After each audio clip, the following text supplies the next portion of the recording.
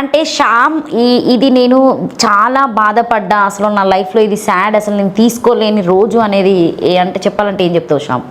తీసుకోలేని రోజా? తీసుకోలేని రోజు అంటే లైక్ నాది ప్రాబ్లం, నాకు ఒక ప్రాబ్లం ఉందన్నమాట. ఓకే. లైక్ ఏది అడిగినా నో చెప్పలేని ప్రాబ్లం ఉంది అనమాట.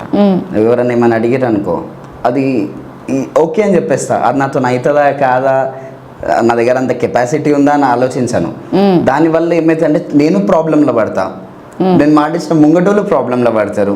అట్లా చేసిన ఎవరికైనా ప్రాబ్లమ్స్? అట్లా ప్రాబ్లమ్స్ అంటే ఇప్పుడు అవుతుంటాయి. ఇప్పుడు నాది ఏంటంటే ఎప్పుడన్నా నా మైండ్ బాగాలేదనుకో, నేను ఫోన్స్ ఎత్తడం బంద్ చేస్తాను. డిఎన్డి మోడ్ ప్రాపర్ ఫోన్స్ ఎత్తాను. ఇంకా అదే అదొక రోగమే నీకు? అది రోగమే. దానివల్ల చాలా ప్రాబ్లమ్స్ అవుతుంది, మనుషులను కోల్పోతున్నా నేను. ఎందుకు అట్లా మరి? అంటే డిప్రెషన్లోకి వెళ్ళిపోతావా? అంటే ఆ పని చేయలేనని? అది ఇప్పుడు చెప్పినా కూడా ఫన్నీ అనిపిస్తుంది ఎవరికైనా కూడా.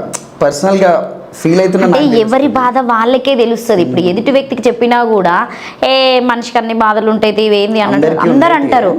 బట్ ఎవరికో ఒకటి కనెక్టివిటీ ఉంటుంది. ఇప్పుడు నేను ఏదైనా మాకు ఏదైనా సాడ్ వచ్చినప్పుడు కూడా మేము అందరు ఏడుస్తారు, ఏడవని వాళ్ళు ఎవరు ఉండరు. సో ప్రతి ఒక్క మనిషికి బాధలు ఉంటాయి, కష్టాలు ఉంటాయి, నష్టాలు ఉంటాయి. ఎవరైనా కూడా మనిషి పుట్టుకనే దాంతో వచ్చిందని అంటారు.